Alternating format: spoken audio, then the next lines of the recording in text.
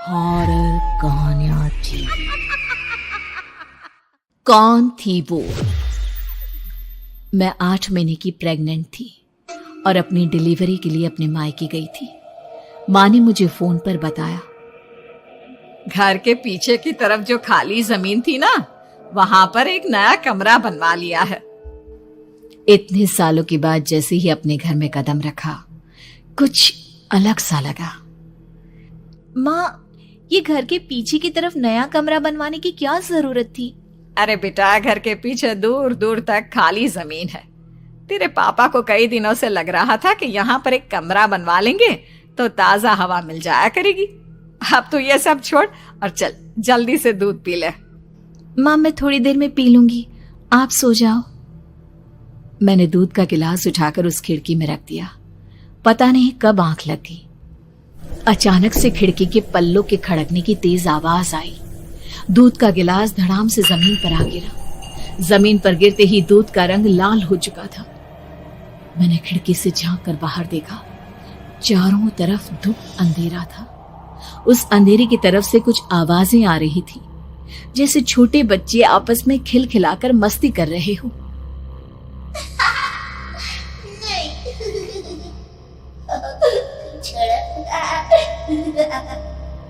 इतनी रात को इतने घनघोर अंधेरे में बच्चों की आवाज कैसे आ रही है?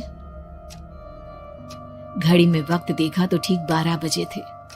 देखकर मैं सन्न रह गई। बुरी आत्माओं और भूतों की कई कहानियां मैं सुन चुकी थी। वक्त भी कुछ ऐसा ही था। ऊपर से मैं प्रेग्नेंट। सुना था कि ऐसे वक्त में अक्सर बुरी आत्माएं औरतों का पीछा करती है, तो क्या मेरे पीछे भी? पसीने से तरबतर बड़ी मुश्किल से, जैसे कांपते हाथों से मैंने उस खिड़की को बंद किया। जल्दी से जल्दी उस कमरे से बाहर निकलकर माँ के पास जाने के बारे में सोचा, लेकिन जैसे ही दरवाजे की तरफ पलटी, लगा कोई साया हवा की स्पीड से दरवाजे के सामने से गुजर गया। मेरे गले में अटक कर रह गई। मैं जोर से चीख कर माँ को बुलाना चाहती थी, लेकिन वो आवाज खुद मेरे कानों तक नहीं पहुंच पा रही थी। तो माँ तक कैसे पहुंचती? खिड़की के पल्ले एक बार फिर तेज हवा के झोंके से धड़ाम करके खुल गया और पूरी ताकत से मैं चीख पड़ी। जानती थी मेरी चीख की आवाज सुनकर कुछ ही सेकंड में माँ वहां पहुंच जाएगी, लेकिन ऐसा कुछ हुआ ही नहीं। मेरा कलेजा डर के मारे फटा जा रहा था। आखिर माँ ने मेरी आवाज क्यों नहीं सुनी? इतनी गहरी नींद में तो माँ कभी नहीं सोती। ठीक पीछे खुली हुई वो खिड़की। मुझ में इतनी ताकत नहीं बची थी कि मैं पलटकर उस तरफ देख भी सकूं। हवा का एक सनसनाता हुआ झोंका उसी वक्त मेरे कानों से आकर टकराया। लगा जैसे किसी ने दबी हुई आवाज में धीरे से मुझसे कहा, चली जाओ यहाँ से। मैंने दोनों हाथ अपने कानों पर रख लिए और एक बार फिर ताकत लगाकर जोर से चीखने की कोशिश की। माँ! पापा! मेरी आवाज उस कमरे की दीवारों से टकराकर वापस मुझे ही सुनाई दे रही थी। जितनी ताकत के साथ मैंने चीखने की कोशिश की थी, कुछ ही देर बाद उससे कहीं ज्यादा तेज और दर्दनाक चीख मुझे सुनाई देने लगी। कि आवाज ठीक मेरे पीछे खिड़की से आ रही थी। वो आवाज मेरे कानों में पिघलते हुए लोहे की तरह गिर रही थी। उन आवाजों में हैवानियत थी। वो आवाजें किसी इंसान की नहीं है, इतना मैं समझ चुकी थी। कांप रहे हाथों से मैंने अंधेरे में कुछ ढूंढने की कोशिश की। तभी अचानक मेरा हाथ बेड पर रखी टॉर्च पर पड़ा। किसी तरह ताकत लगाकर टॉर्च का बटन ऑन किया, लेकिन ये क्या?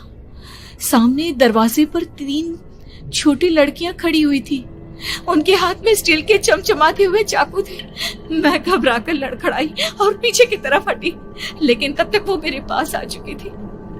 उनकी गर्दन टेढ़ी थी और उनके हाथों के वो चाकू मेरे पेट को निशाना बनाने को तैयार।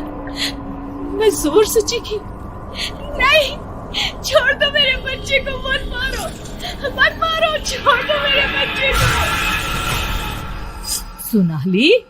सोनाली, क्या हुआ बेटा? तू इतनी डरी हुई क्यों है? उठ बेटा, क्या हुआ?